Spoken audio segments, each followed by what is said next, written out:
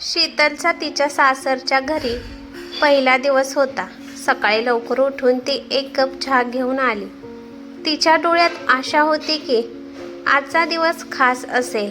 कदाचित काल राहुल थकला असेल म्हणूनच तो तिच्याशी प्रेमाने वागला नाही. पण आज सकाळी तो नक्कीच तिच्याशी प्रेमाने वागेल असे तिला वाटले. राहुल बेडवर बसून मोबाईल चालत होता. शीतल लाजत म्हणाली, अहो मी तुमच्यासाठी चहा आणला आहे. राहुलने तिच्याकडे न पाहता चहाचा कप घेतला आणि प्यायला लागला. त्याच्या डोळ्यात ना उबदारपणा होता आणि ना चेहऱ्यावर आनंदाचे भाव होते. शीतलचे हृदय थोडेसे तुटले, पण तरीही तिने स्वतःवर नियंत्रण ठेवले. शीतलचे मोठे दीर आणि जाऊ खोलीबाहेर चहा पीत बसले होते आणि दोघे एकमेकांसोबत मस्ती करत होते. शीतलचे डोळे जड झाले आणि ती विचार करू लागली की राहुलने त्याच्या दादा आणि वहिनीकडून त्याच्या पत्नीशी कसे वागावे हे शिकले नसेल का? ती शांतपणे स्वयंपाकघरात गेली. तिला काय करावे हे कळत नव्हते, म्हणून ती स्वयंपाकघरात गेली आणि भिंतीला टेकून तिथेच उभी राहिली आणि खिडकीतून काहीतरी पाहत राहिली. तेवढ्यात तिची मोठी जाऊ स्वाती स्वयंपाकघरात आली आणि म्हणाली, अगं तू इथे अशी का उभी आहेस? मग शीतल म्हणाली, ताई नाश्त्याला काय बनवायचं ते सांगा, मी तुम्हाला मदत करेन. ती म्हणाली, तुझा पहिला स्वयंपाक घरातील विधी अजून झालेला नाही आहे, म्हणून तू आज काहीतरी गोड बनव. मी उर्वरित नाश्त्याची तयारी करून घेईन. शीतल अचानक बोलली, ताई राहुलला कोणते गोड पदार्थ आवडतात? मग ते हसायला लागले आणि म्हणाले, राहुल भाऊजीला गोड पदार्थ अजिबात आवडत नाहीत, म्हणून तू काहीतरी बनवशील तरी त्यांना काही फरक पडणार नाही. असं म्हणत ती तिच्या कामात व्यस्त झाली. म्हणून शीतलने शेवयाची खीर बनवण्याचा विचार केला. तिने मोठ्या उत्साहाने शेवयाची खीर बनवली, पण राहुलने खिरीचा एक चमचाही खाल्ला नाही. पण खीर खाल्ल्यानंतर तिच्या मोठ्या दिराने आणि सासूबाईंनी तिचे खूप कौतुक केले. हळूहळू दिवस जात होते, पण राहुल त्याच्या परीने कोणतंच पाऊल टाकत नव्हता. सुरुवातीपासूनच तो त्याच्या जगात मग्न होता आणि तिच्याशी जास्त बोलतही नव्हता. शीतलला हळूहळू जाणवू लागले की कदाचित त्याला मी आवडत नाही. तिचा रंग थोडासा सावळा होता. तिच्या सासूबाईंनाही नाते आवडले होते. राहुलने थोडासा विरोध केला होता की मी अशा सावळ्या मुलीशी लग्न करणार नाही, पण त्याची आई खूप अनुभवी होती आणि तिने राहुलला शपथ देऊन या लग्नासाठी तयार केले होते. कारण त्यांना कुठून तरी बातमी मिळाली होती की राहुल त्याच्या ऑफिसमध्ये काम करणाऱ्या आरोहीसोबत रिलेशनशिपमध्ये आहे. आरोही ही खूप मोकळ्या मनाची आधुनिक मुलगी होती. तिचे अनेक बॉयफ्रेंड होते. ती राहुलला आकर्षित करण्याचा प्रयत्नही करत होती, पण राहुलने तिच्याकडे लक्ष दिले नाही. पण जेव्हा कावेरीताईंना हे सर्व कळले तेव्हा त्यांनी राहुलचे लवकरात लवकर लग्न करण्याचे योग्य ठरवले. राहुल आणि शीतल या दोघांचे लग्न झाल्यानंतर त्या खूप आनंदी झाल्या. कावेरीताई तिथे एक आठवडा राहिल्या, नंतर गावी गेल्या. गावात शेतीचे काम होते आणि बरेच नातेवाईकही होते, म्हणून कावेरीताई गावात राहत होत्या. कधी त्या सुट्टीत मुलांना गावी बोलवत असे, तर कधी त्या स्वतः शहरात येत असे. दोन्ही मुलगे इथे काम करत होते आणि आता त्यांच्या दोन्ही बायका आल्या होत्या, त्यामुळे त्यांना मुलांबद्दल खूप दिलासा मिळाला. पण शीतल एकटीच गुदमरत होती. तिला आशा होती की लवकरच तिचा नवरा तिच्याशी सहजतेने वागेल. पण हळूहळू 2 महिने गेले आणि तिचा नवरा तिच्याशी नीट बोलतही नव्हता. फक्त रात्री जेव्हा त्याला काही वाटायचे मग तो तिचा नवरा होण्याचा हक्क सांगायचा.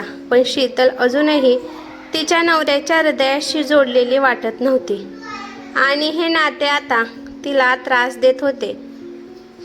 शीतल आता तिच्या नवऱ्यासोबत एकाच छताखाली गुदमरल्यासारखी वाटत होती. तिच्या संकोचनामुळे ती त्याला कोणतेही प्रश्न विचारू शकली नाही.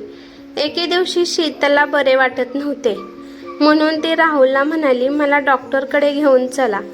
म्हणून त्याने तिला फटकारले आणि म्हणाला, मी तुला पैसे देतो, तू स्वतः हॉस्पिटलमध्ये जा, मला वेळ नाही. ती रडू लागली. तिने ठरवले की मी डॉक्टरकडे अजिबात जाणार नाही.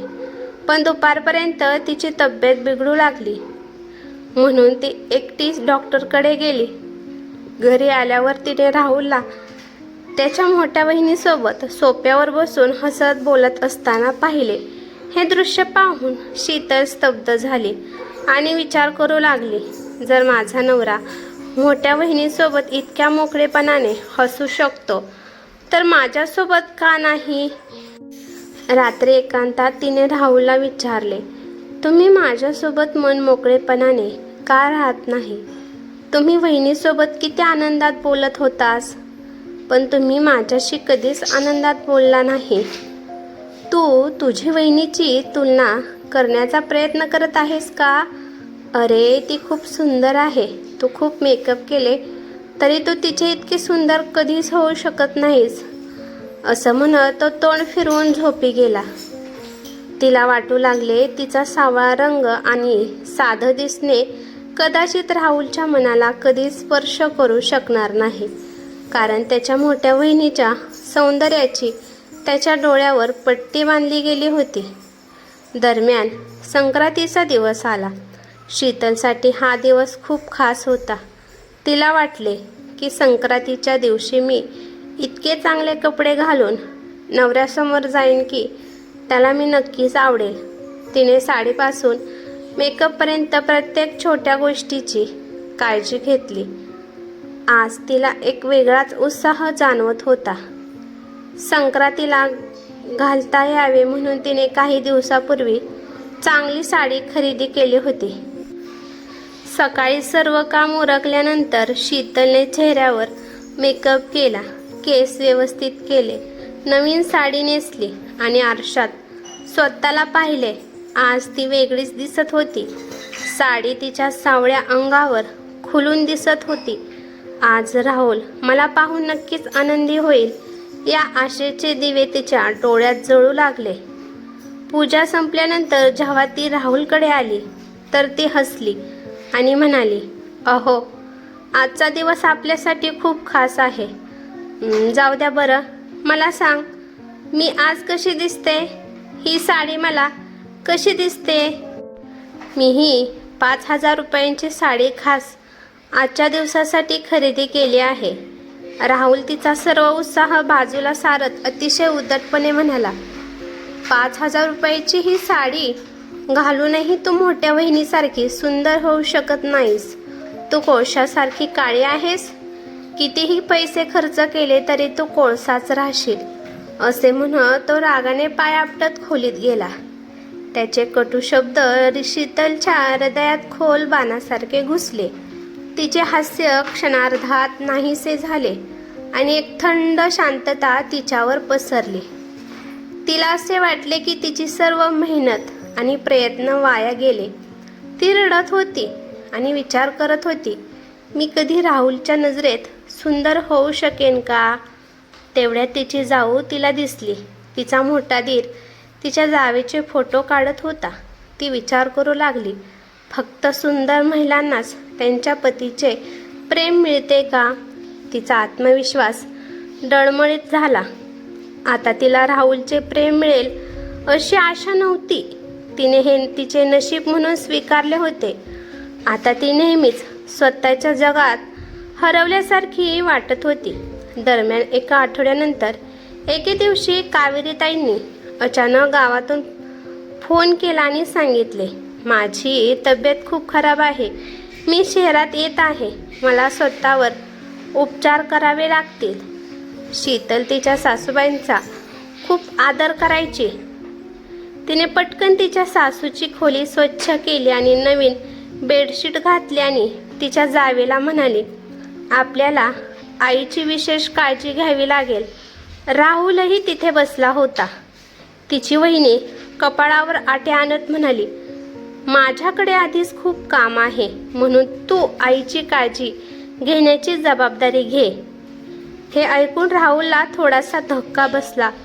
तो त्याच्या वहिनीचा खूप आदर करायचा. तो तिच्या सौंदर्यात इतका हरवून गेला होता की त्याला त्याची वहिनी खूप छान वाटायची. पण आज त्याच्या वहिनीकडून अशी गोष्ट ऐकून त्याला थोडा धक्का बसला.